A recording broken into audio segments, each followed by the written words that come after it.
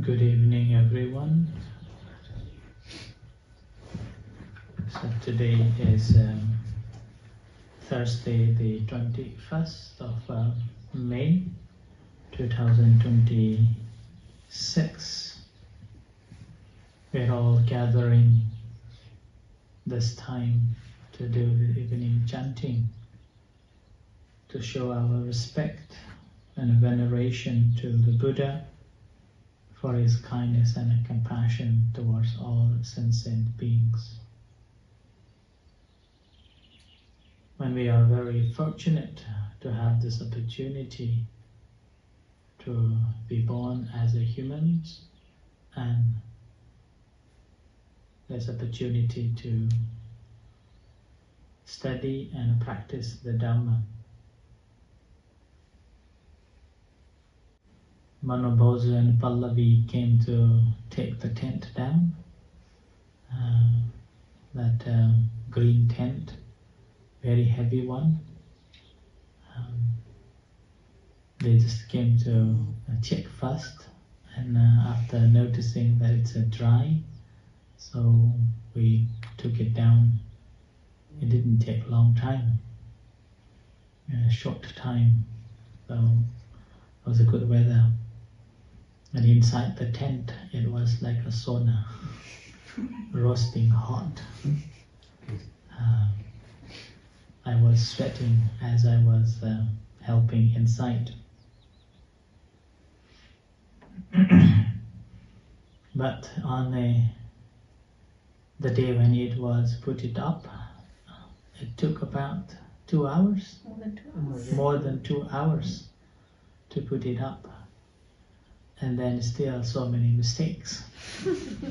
But it still stand with the rain and the wind. So today it took less than an hour. Less than an hour able to put it down. Similar, this reminds me that in Tibetan Buddhism they normally make a mandala.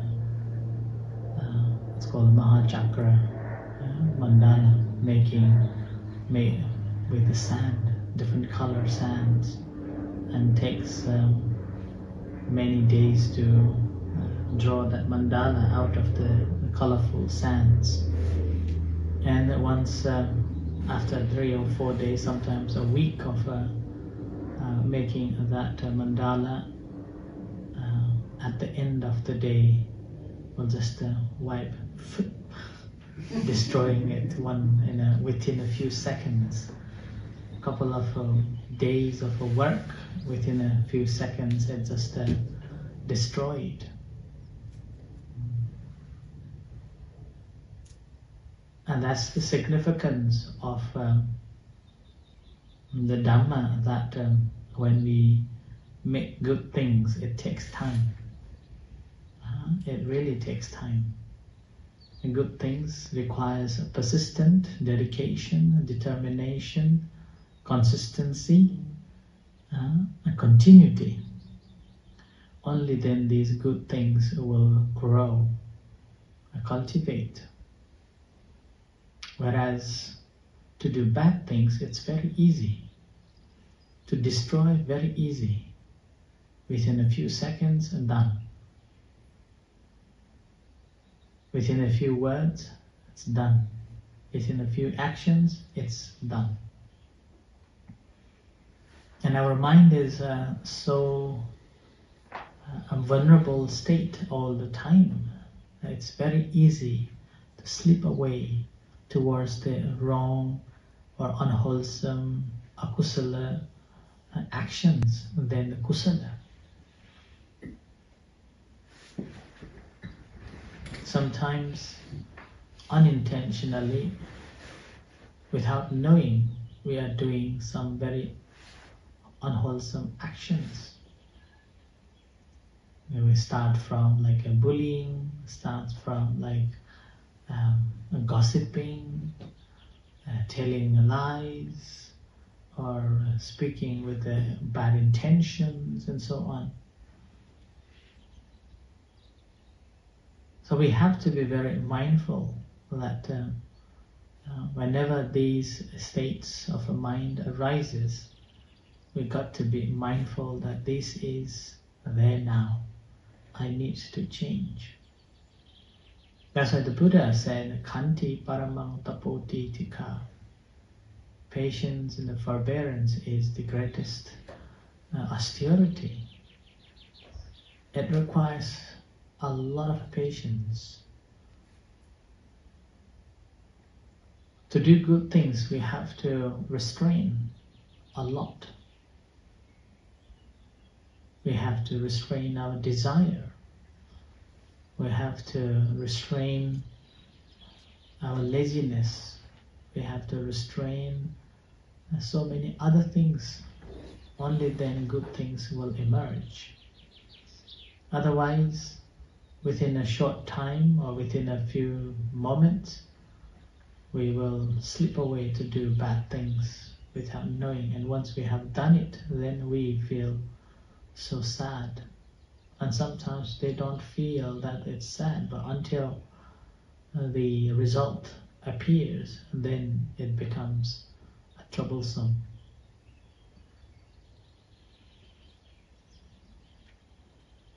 So in our life too, to build up the career, it requires quite a lot of persistence, dedication, determination.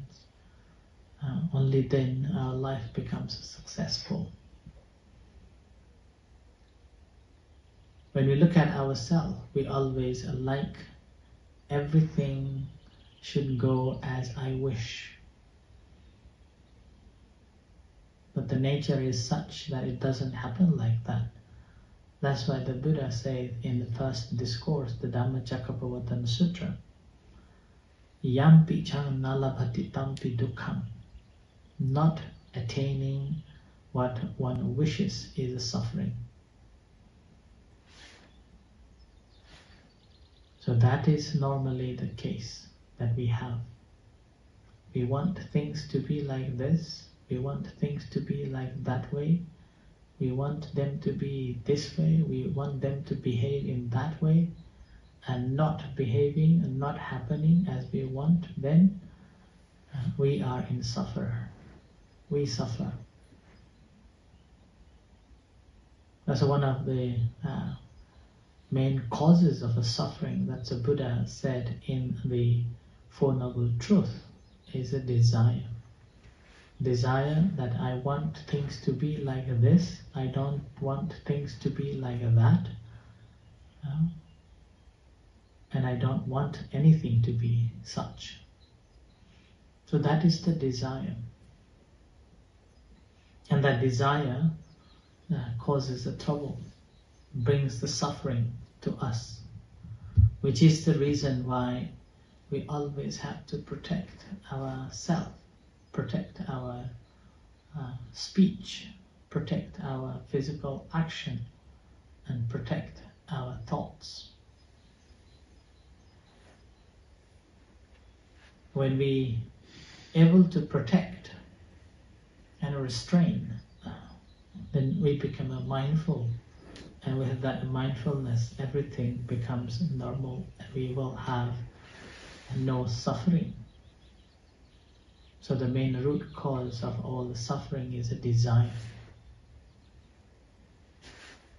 Now if we are working towards overcoming these desires, we have to have a certain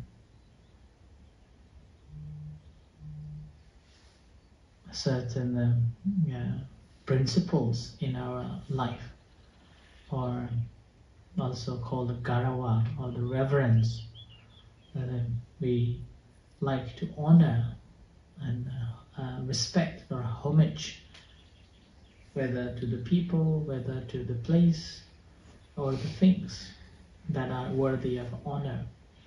That will be a guide for us, or example for us, which will support us and preserve our good intention and encourage us to continue performing good actions.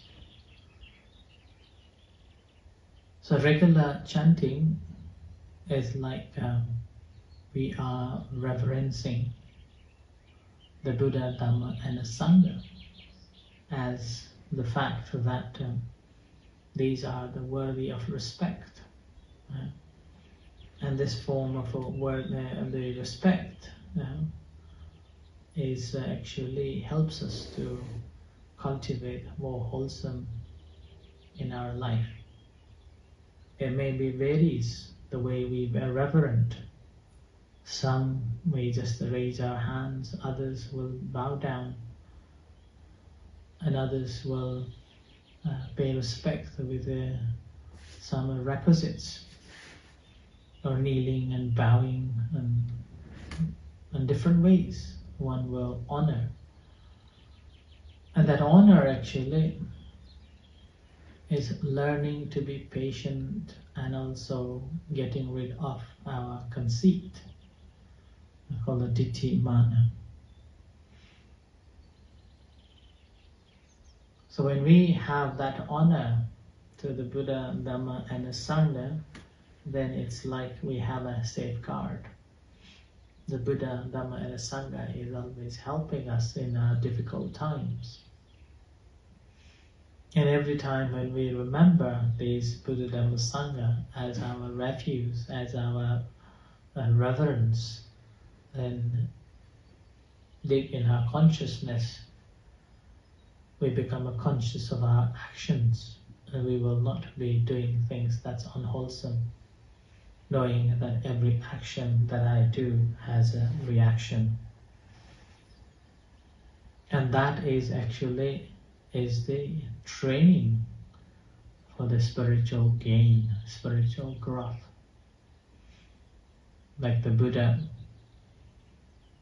and despite he was the Buddha, in his time, in his lifetime, for uncountable and 100,000 births, he met 28 Buddhas. And each time when he met, he always paid great respect and a great reverence as a guide. And even when he became the Buddha, after he left the palace at the age of 29, spent 6 years practicing and studying the Dhamma in different schools, in different ways, in different parts of the continent, and different austerity practices. And at the age of 35, he became the Buddha. Now and then when he teaches, he said that all the Buddhas teach like this.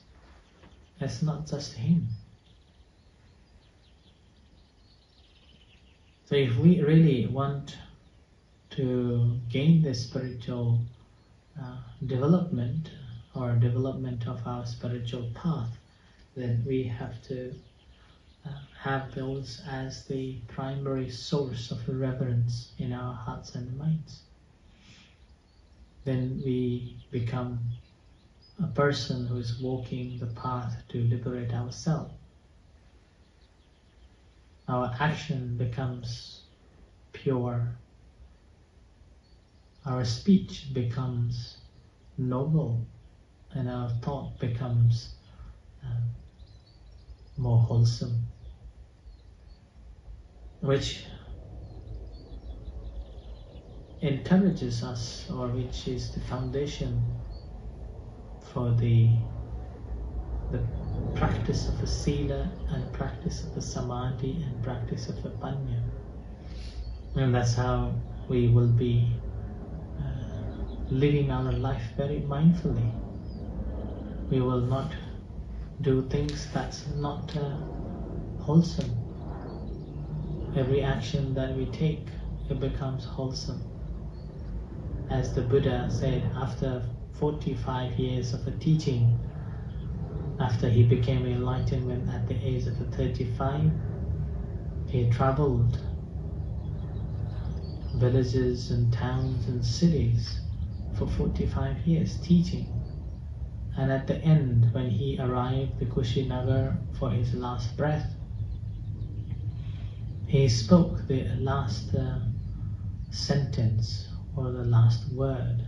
It says appamadena sampadeta,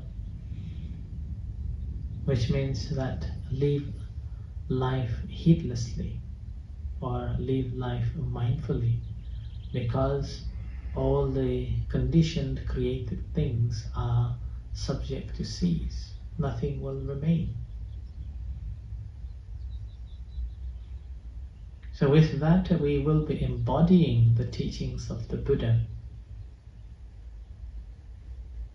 And we become mindful in every action that we take. Whenever there is a negativity comes, akusala chitta comes, we are able to recognize that straight away. And rather than let this akusala chitta, the unwholesome mind, takes over, we will just bin it. Every time when it comes, we are able to see it and bin it straight away. So with that, our mind becomes purer and purer. Whenever we experience a bad experiences, rather than those bad experiences takes over your happiness, and make you miserable, you will take it as one of the phenomena that created out of conditioned things, and you want to be disturbed. Not only you want to be disturbed, but also you want to be disturbing others. And a life becomes a mindful life, mindful living. And with that mindful living, what happens that you will have a kindness and a compassion in your hearts and minds, both in front and at the back. Most of the time, people will have a smile at the front, but meantime, they will be gossiping as well, or speaking ill about somebody. We have to be very careful with that too. But rather, once we have been mindful living, every thought becomes thought that imbued with the loving kindness and the compassion, thinking of a goodwill and a benevolence of others. We want to be speaking ill about anyone. We see that if somebody has done something wrong, we see them as they haven't understood the law of karma. We will try our best to instruct not to commit it again, but if not, then we just let the karma take care of itself, but we will not be part of it. We don't want to be a part of that unwholesome action. Because the moment when we speak about their unwholesome actions, that means we are taking some pie out of it. And that simply happens because we are not mindful as we see things. But if we are mindful, then we become more aware of what we are thinking and what we are saying about different people. But rather, we will be sharing kindness and compassion. There will be a generous act of hospitality towards everyone, rather than seeing them as different, but we see them as someone that we have known, and we give them the real comfort. Like one of the stories, the story goes that in the forest, in one of the nests, there were two small parrots.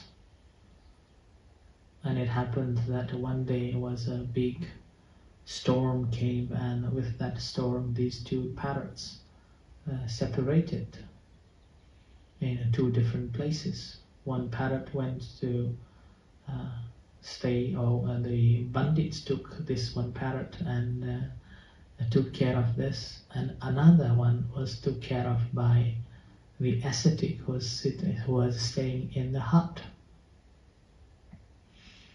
And the parrot who was looked after by the bandits, this parrot always heard the negativities from these bandits saying that catch him, kill him, catch him, steal, catch him, beat him, so on. And this parrot somehow copied those words. And every time a new person comes, this parrot will speak out in such a way. Catch him, beat him, kill him, take things, take belongings of him, like that. And whereas another parrot was looked after by the ascetic in the jungle, in the hut, was always very kind and helpful, saying that, please come in, you must be tired, get something, drink, have some rest, and likewise. And it happened that one day the king was traveling, hunting in the forest, and he was very tired.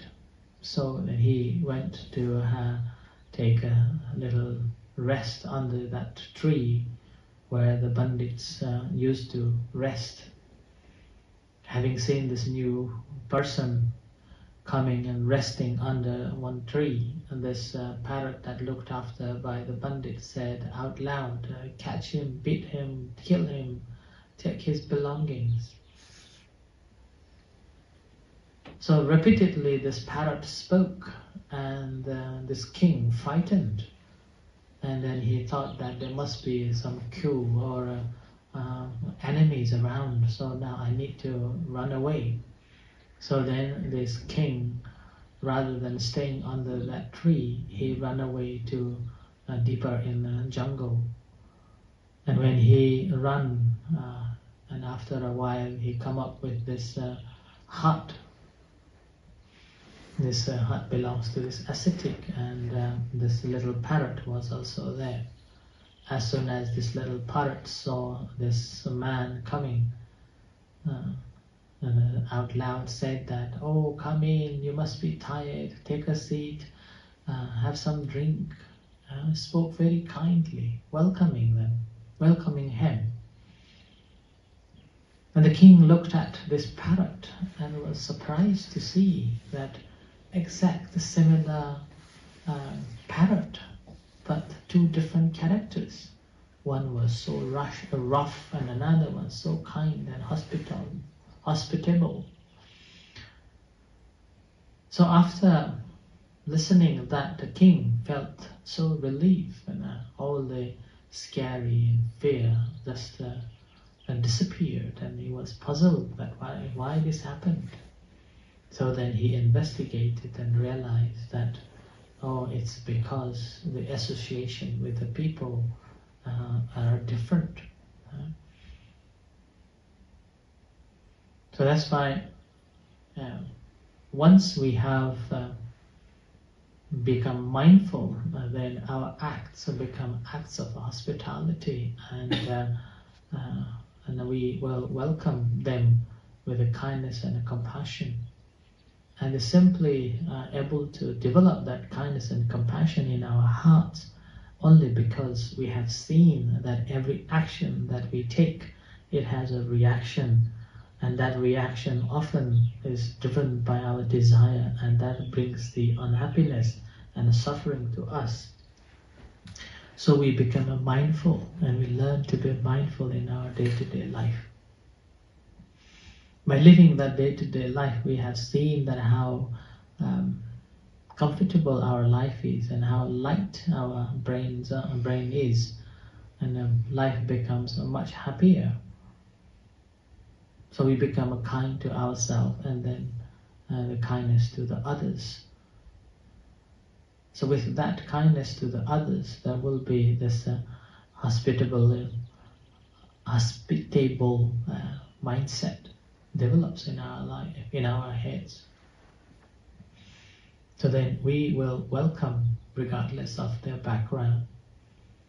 And after welcoming them, only then we can see that what needs to be done. Sometimes just for temporal, other times maybe some a little longer time.